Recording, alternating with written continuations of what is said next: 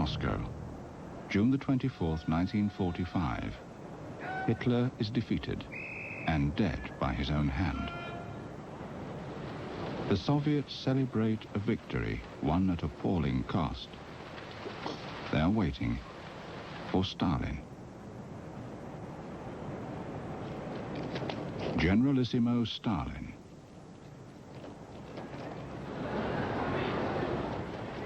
It is Stalin's hour of triumph. He has led his countrymen to their greatest ever victory.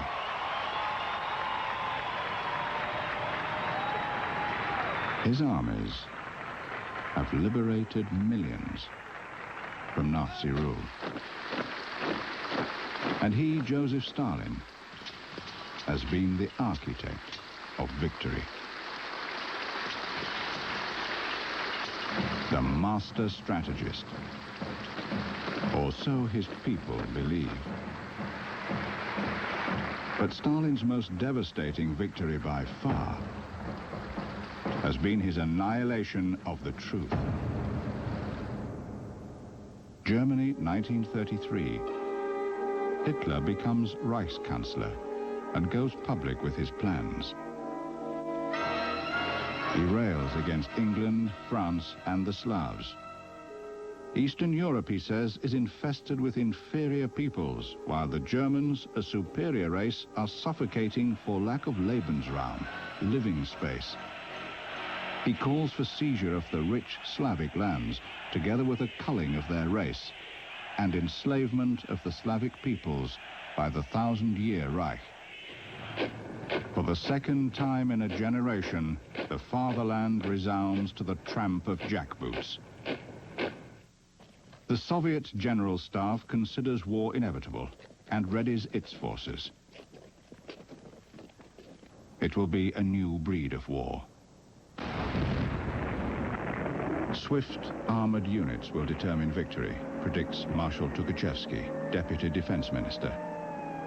Then in 1936, Tukhachevsky innovates the world's first airborne unit.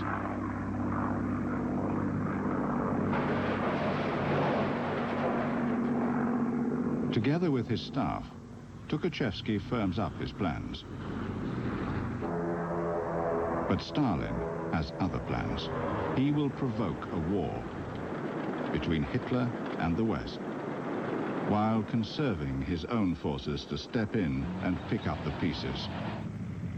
But what of Tukhachevsky and his staff? With their influence, they could sabotage Stalin's scheme.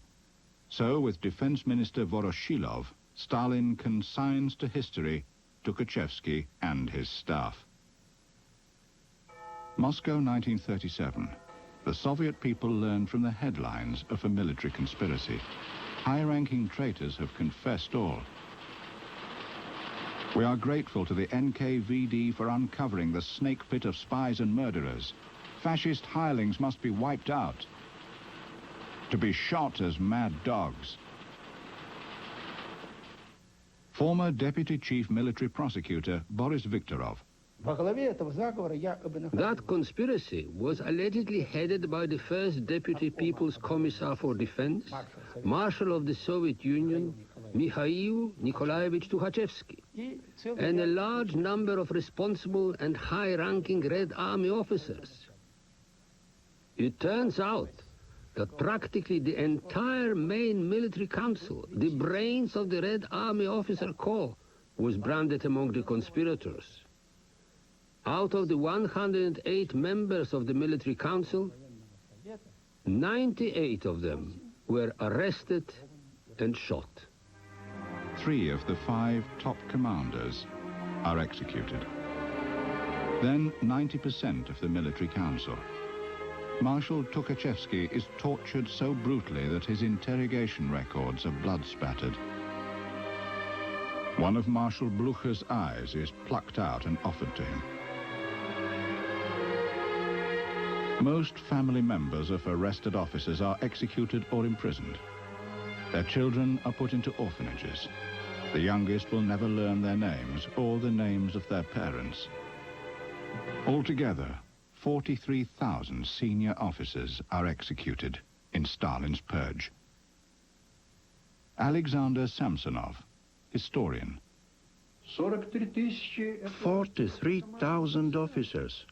That was only the command staff, but reprisals were taken against the entire Red Army.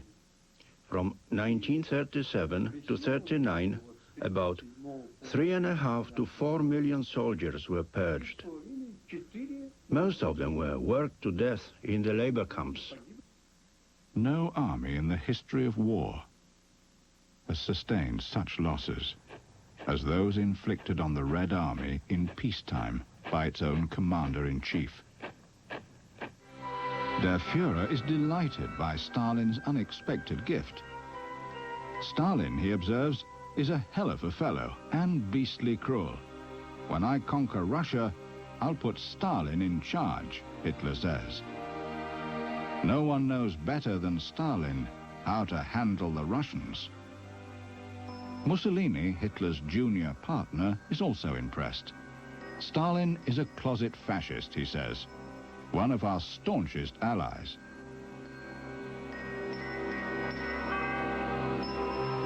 With all of Europe arming for war, Stalin must now choose sides.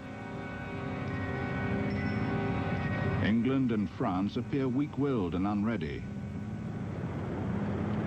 The Americans are oceans away. Stalin will woo Hitler. Maxim Litvinov, Russia's ranking diplomat, supports the West.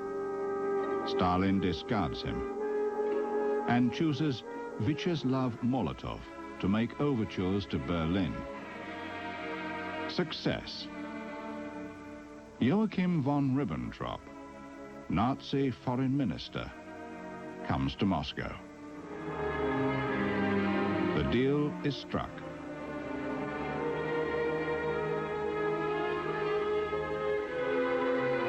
Their pact contains a secret protocol.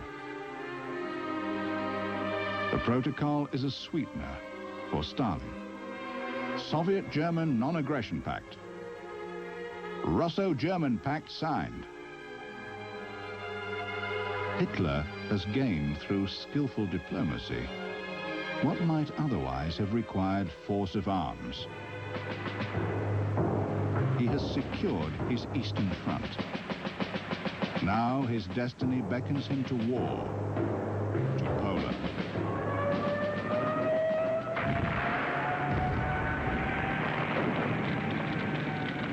In 27 days, Poland is hammered to its knees. Hitler has reinvented war, and Poland is the rehearsal. Stalin now collects his sweetener, the secret protocol.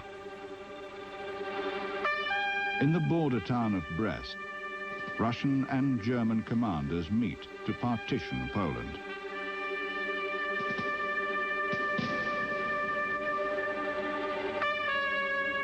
Stalin gets the eastern half. He is confident now that his borders are safe. Hitler is too shrewd to repeat Germany's error of 1914.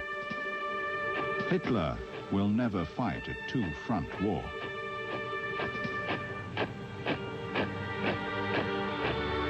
At a Moscow reception, Stalin toasts Hitler's success. As he drinks, Paris falls. But Stalin has gravely underestimated his new partner.